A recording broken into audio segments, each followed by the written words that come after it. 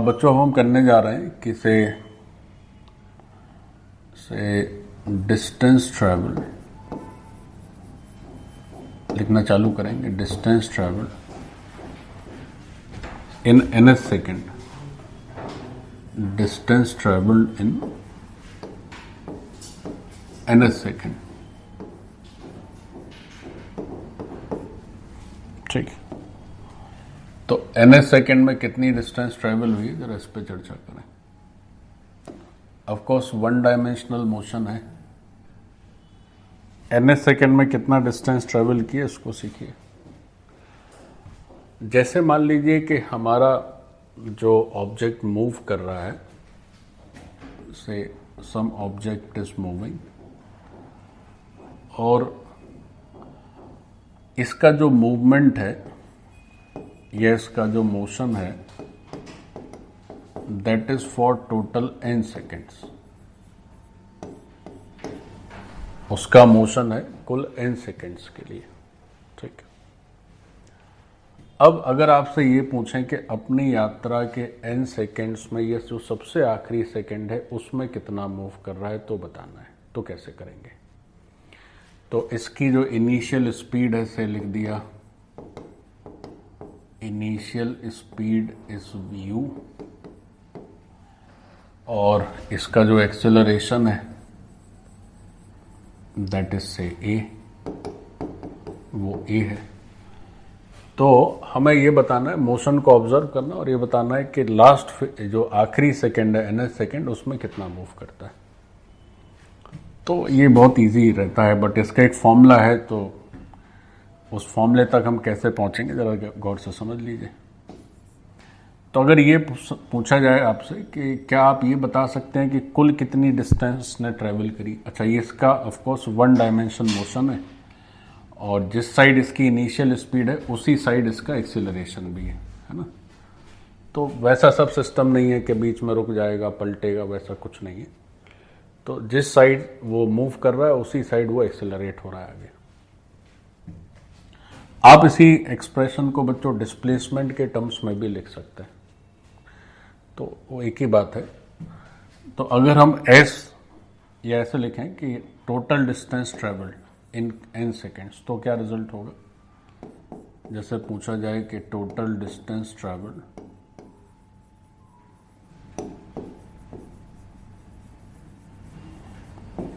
इन n seconds, n seconds में इसकी कुल कितनी ट्रैवलिंग हो रही है, तो उसको हम Sn लिखेंगे। तो Sn क्या हो जाएगा, ut plus half AT square.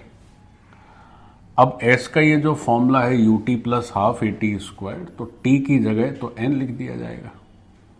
तो un plus half AN square. ठीक, अच्छा, तो ये तो कुल इसकी डिस्टेंस है which it travels in complete n seconds. अब हमें ये पूरी डिस्टेंस नहीं बताना है, हमें बताना है कि जो आखिरी सेकेंड ऑफ मोशन है उसमें ये कितना चला। तो वो कैसे पता चलेगी। तो बहुत सिंपल तरीका है कैसे।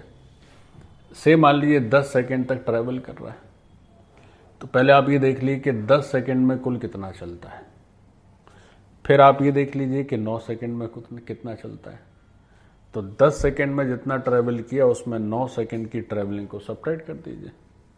मान लीजिए से 10 सेकेंड में वो 20 मीटर चल लिया और पहले 9 सेकेंड में से वो 17 मीटर चला, तो 10वें सेकेंड में कितने मीटर चल रहा है, 20 minus 17, that is only 3 metre, है ना। तो वही काम यहाँ पर करना है।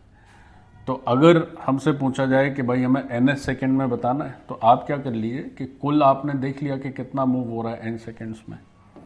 अब n माइनस सेकेंड में देखिए, n माइनस 1 सेकेंड में देख लीजिए। तो अब बात हुई कि total distance travelled in n minus 1th second,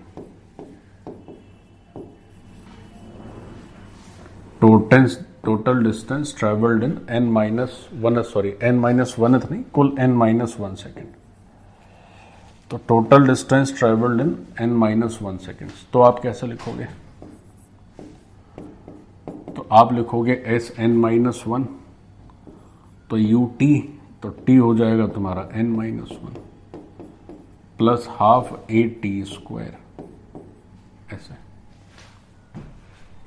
तो ये हो गई फर्स्ट n सेकेंड में जो डिस्टेंस ट्रेवल हो रही है, और ये हो गई कि फर्स्ट n-1 सेकेंड्स में जो डिस्टेंस ट्रेवल हो रही है।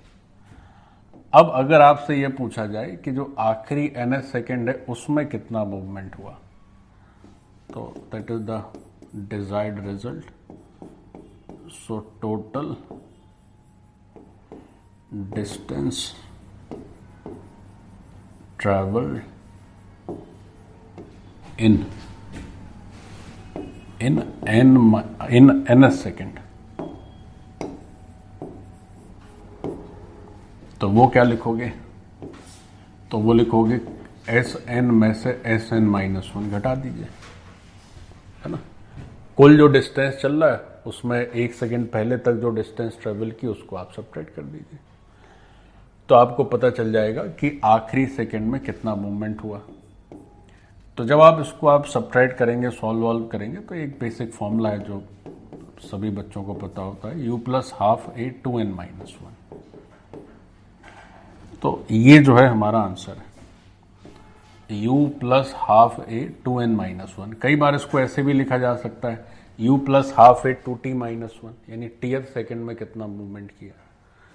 तो बस यही है जो हमें ध्यान रखना है। So this part is done.